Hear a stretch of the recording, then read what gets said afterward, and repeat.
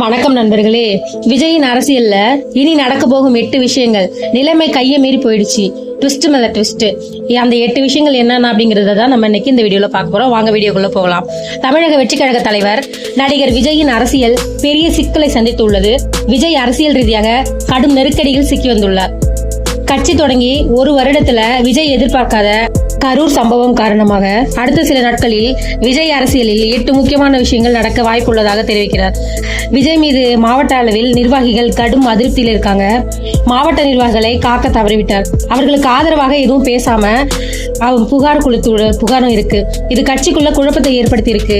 அவர்கள் விஜய்க்கு எதிராக திரும்பலாம். விஜய் பாஜகவுடன் கூட்டணி வைக்கலாம். விஜய் பாஜகவுடன் பேசி வருகிறார் என்று கூறப்படுகிறது. கடந்த 48 மணி நேரமாக பாஜகவின் டாப் தலைகள் சிலர் விஜயுடன் நெருக்கமாக பேசி வருவதாக தகவல்கள் வெளியாகி வந்துட்டு இருக்கு. பாஜக கூட்டணியில இருக்கும் நடிகர் ஒருவரும் விரைவில் விஜயுடன் ஆலோசனை செய்ய உள்ளதாகவும் தகவல் வெளியாயிருக்கு. இதனால அதற்கான முடிவுகள் எடுக்கப்படலாம். 3வது பாயிண்ட், விஜய் அதிமுகவுடன் நெருக்கமாக மாறும் வாய்ப்புகள் உள்ளன. நேற்று தர்மபுரியில் பேசிய எடப்பாடி பழனிசாமி அவர்கள் கரூரில் செப்டம்பர் 27ஆம் தேதி நடந்த சம்பவத்தை நீங்களும் பார்த்திருப்பீர்கள். இந்த ஆட்சியாளர்கள் உரிய முறையில் பாதுகாப்பு கொடுத்திருந்தால் அந்த உயிர்களை பாதுகாத்திருக்கலாம். முறையான சரியான பாதுகாப்பு இல்லாத காரணத்தால தான் பெண்கள் குழந்தைகள் உட்பட 41 பேர் இறந்திருக்காங்க. இதுக்கெல்லாம் காரணம் யார்? இது மக்கள் கேட்கும் குரல் என்று எடப்பாடி பழனிசாமி விஜய்க்கு ஆதரவாக பேசியுள்ளார். இதனால் விஜய் அதிமுகவுடன் நெருக்கமாக மாறும் வாய்ப்புகள் உள்ளன. 4வது பாயிண்ட் பார்த்தோம்னா, சட்ட ரீதியாக விஜய் கடுமையாக பாதிக்கப்படலாம். சட்ட ரீதியான வழக்குகள் விஜய்க்கு எதிராக கரூர் வழக்கு உள்ளது. இந்த வழக்கு விஜய்க்கு தான் சிக்கல். விஜய் கூட்டத்திற்கு தாமதமாக வந்தார். மிக லேட்டாக கூட்டத்திற்கு வந்தது. அதோடு கூட்டம் அதிகரிக்க வேண்டும் என்று சில இடங்களில் காத்திருந்தார்.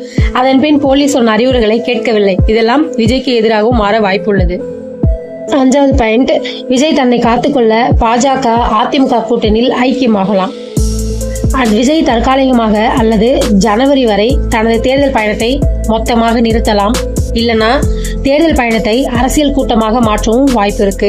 இன்னொரு பக்கம் விஜய்க்கு நெருக்கமாக இருக்கும் டாப் தலைகளுக்கு இடையிலே மோதல் வந்துட்டதா கூறப்படுது. அதாவது இந்த அசம்பாவிதத்திற்கு யார் பொறுப்பேற்பது என்று தெரியாமல் இவர்களுக்கிடையே மாறி மாறி பழி போட்டு கொண்டு வந்துட்டு இருக்காங்க.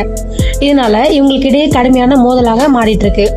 கட்சிக்கு உள்ளேயே ஆதவ், அர்ஜுனா, அருண், ஜான், ஆரோக்கியசாமி இடையே மோதல் ஏற்பட்டுள்ளதா கூறப்படுது. என்றால் கரூர்ல திடீர்னு கூட்டம் நடத்த வேண்டும் என்று ஐடியா கொடுத்தது ஒருவர். அதற்கு தீவிரமாக பல மாவட்டங்களில் இருந்து கூட்டம் கூட்டியது இன்னொருவர். அங்கே மெதுவாக போகலாம், தாமதமாக போலாம் என்று வியூகங்களை வகுத்தது இன்னொருவர். இதனால உட்கட்சி மோதலும் உச்சமடைந்திருக்கதா சொல்லப்படுது. இதை பத்தின உங்களோட கருத்து என்னன்னு மறக்காம கமெண்ட் பண்ணுங்க. தேங்க்யூ ஃபார் வாட்சிங் மை சேனல்.